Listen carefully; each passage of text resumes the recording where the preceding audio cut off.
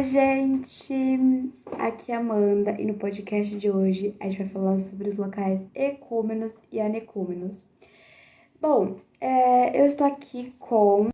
Oi, gente, eu sou a Gabi e eu vou falar um pouco sobre o que são áreas ecúmenas e também dar alguns exemplos. Eu também tô aqui com... Olá, eu sou a Ana Luísa e hoje eu darei mais alguns exemplos sobre as áreas ecúmenas. Oi, eu sou Sofia e eu vou falar sobre os anecúmenos. E aí, Eduardo aqui. Oi, meu nome é Maria Eduarda Pires e eu vou falar um pouco sobre os lugares anecúmenos.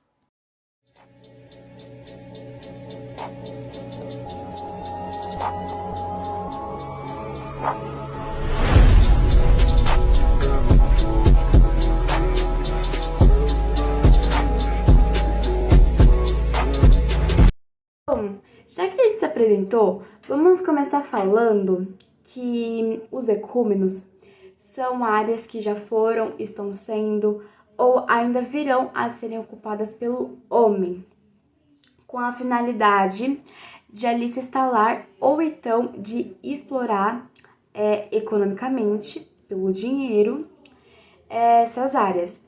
E geralmente essas regiões têm boas condições para ocupação, ou seja, tem um relevo plano, tem um clima favorável, tem uma hidrografia, latitudes médias e a proximidade das bacias hidrográficas.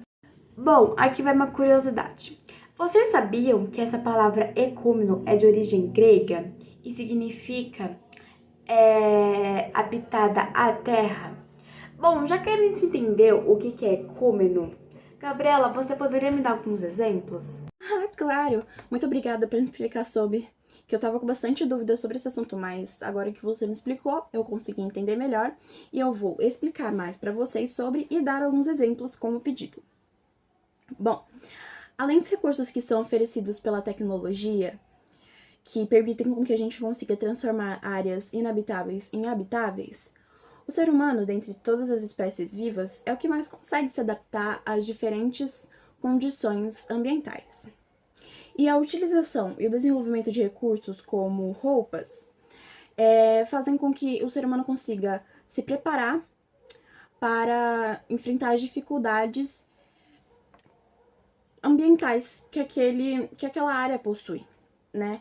As diferentes condições ambientais. O ser humano consegue aquecer áreas frias, consegue refrigerar áreas quentes, consegue drenar a água de áreas encharcadas, tudo isso procurando sempre uma forma de fazer com que o ser humano consiga se adaptar às condições físicas daquele local. E sobre os exemplos, temos a China e a Índia. A gente não consegue saber exatamente o porquê, já que vários fatores levaram a esse resultado, né? Mas duas possibilidades que a gente pode considerar são a comida e a água. Por eles possuírem uma terra muito fértil e bom acesso à água limpa, eles conseguem produzir uma grande quantidade de comida para alimentar várias pessoas, uma grande quantidade de pessoas. E outro ponto importante também é que a domesticação de animais e plantas começou naquela área mesmo da Ásia, dando impulso às populações. E eu vou pedir para Ana Luísa, né, explicar um pouco mais, dar alguns exemplos de áreas ecúmenas. Bom, nas áreas ecúmenas há também regiões de clima menos agradável e encontram, porém, ocupadas. Muitas cidades do Canadá e norte da Europa e da Ásia, por exemplo, apresentam invernos super rigorosos, mas mesmo assim insuportáveis para seus moradores. Bom, eu irei dar mais um exemplo como o centro-oeste da Europa, porque como a Europa é um continente extremamente urbanizado, há uma grande parcela da população que habita nas áreas urbanas, principalmente no centro ocidental do continente. E isso acontece por causa da concentração de importantes parques industriais. E além disso, as duas maiores cidades europeias são Paris e Londres. Também um exemplo muito interessante é que ele ocorre na cidade canadense de Montreal.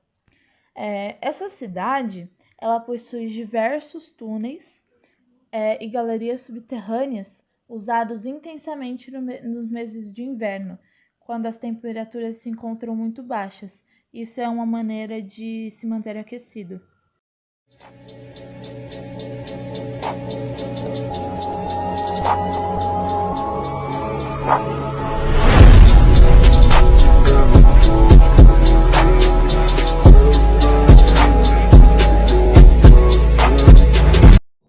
Agora eu vou explicar um pouquinho sobre o que é anecúmenos. Os anecúmenos é um composto por áreas desprovidas de povoamento que, devido às suas condições naturais, abrigam pouquíssimos indivíduos. Quando eu falo de condições naturais, eu estou falando de hidrografia, o clima e o relevo, que dificulta muito a moradia humana. Quanto ao conceito de anecúmenos, vale lembrar que os limites dessas regiões de difícil acesso também se modificam de acordo com o avanço da tecnologia e da capacidade econômica do homem. Não são todas as pessoas que têm capacidade econômica e tecnológica para viver num lugar desse. A Pires ela vai dar alguns exemplos de lugares anecúmenos para a gente. Hoje eu vou falar para vocês sobre 2 lugares anecúmenos. Um deles são os desertos e o outro são os polos. Agora eu vou explicar para vocês o porquê esses lugares são anecúmenos. É muito difícil de se morar nos desertos porque lá, durante o dia muito quente, a temperatura pode chegar até 40 graus. E durante a noite é muito frio e a temperatura pode chegar até 0 graus. E já os polos, né? Normalmente a temperatura lá já é muito frio, então fica muito difícil de se morar. E também por conta que não tem exatamente a divisão entre o dia e a noite lá. Então dificulta um pouco.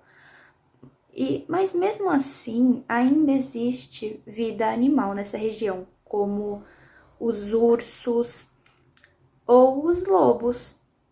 E é isso. Eu posso tentar resumir o que elas falaram.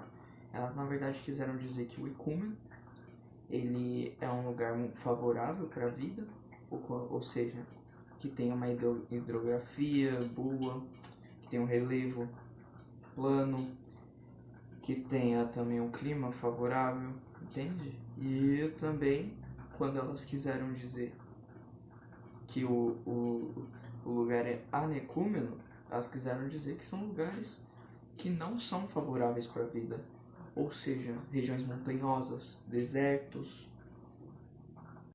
Bom, e alguns exemplos são a América Central, em que existem vários países muito decentes para a vida, como por exemplo Estados Unidos, México, a Europa tem também muitos países muito decentes para se conviver.